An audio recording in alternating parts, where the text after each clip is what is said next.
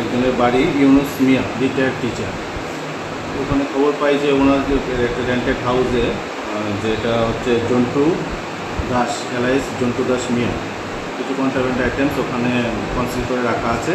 সেই ইনফরমেশনের ভিত্তিতে আমাদের sub inspector Jayanta Das, women sub inspector Shibani Debbarma, আমাদের পিএস স্টাফ এবং সঙ্গে টিএসআর, পাশাপাশি আমাদের ডিসিএম সাহেব কবির সাহা, ওখানে গিয়ে জয়েন্টলি রেড করা হয়। রেড করে যে জন্টু দাস মিয়া আছে, ওনার ঘর থেকে 185 বোতল ফেন্সিডিল পাওয়া যায় এবং এই ফেন্সিডিল ব্যবসার সঙ্গে আরও যুক্ত আছে, কারণ ওনার ঘরে 3 জন লোককে পাওয়া যায়।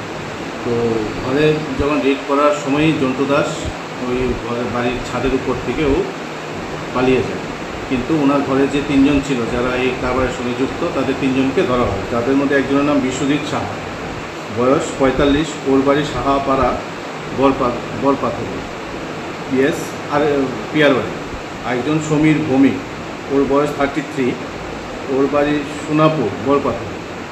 এবং আরেকজন ছিল ওর নাম মিঠু বৈদ্য, বয়স 32, ওনার বাড়ি বাঁশপাড়া কলোনি বিলোনিয়া, পিএস বিলোনিয়া। আমার মনে হয় এই জন্টু দাস মিয়া যে, ওনার সঙ্গে এদের একটা র্যাকেট আছে, এই ব্যবসার সঙ্গে ওরা যুক্ত। খবর ছিল যে বেশ কিছুদিন যাবত ওরা এই ব্যবসা করে আসছিল।